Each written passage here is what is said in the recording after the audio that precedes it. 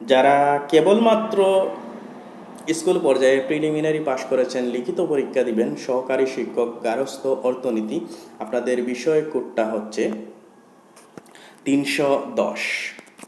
310 বিষয় কোড। আর কলেজের হলে সেটা হবে 400 সামথিং, অর্থাৎ 410 হতে পারে, 405 হতে পারে, এটা কলেজের। তো পূর্ণমান হচ্ছে 100।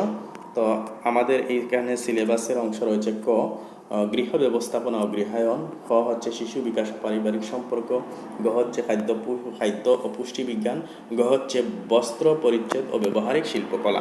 এই যে অংশটুকুই দেখছেন ততটুকুই আপনার সিলেবাসের বাইরে থেকে আপনাকে কোনো ধরনের প্রশ্ন করা হবে না। তো এবার আসি আমরা সিলেবাসটা কীভাবে শেষ করব। আপনি প্রথমে একটা রুটিন সেট করে নেবেন। দিনের শুরুতে 3 ঘন্টা এবং রাতের শুরুতে 3 ঘন্টা, টোটাল 6 ঘন্টা আপনি প্রতিদিন পড়াশোনা করবেন। তো এই রুটিন অনুযায়ী আপনি প্রথম দিন, মনে করলাম এখান থেকে আপনি পড়াশোনা শুরু করেছেন, এই অংশটুকু পড়াশোনা করেছেন, পরের দিন আপনি কি করবেন, এই অংশটাই রিভিউ দিবেন, দিয়ে আপনি নতুন টপিক পড়বেন, পড়ে এরপরের দিন এই পুরোটাই আবার রিভিউ দিবেন, দিয়ে আপনি নতুন টপিক পড়বেন। মনে করলাম 15 মিনিট সময় আছে, আপনি সেই 15 মিনিটের নতুন টপিক পড়বেন।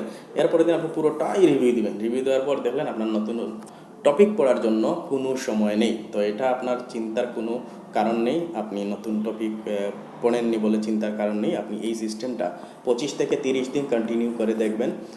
আপনি একটা ম্যাজিক অনুভব করবেন যে আপনার যত সামনের দিকে আপনি যাচ্ছেন ততই পিছনের পড়াগুলো আপনার সামনে আয়নার মতো বেশি উঠছে, প্রতিটা দাড়ি কমা সহ।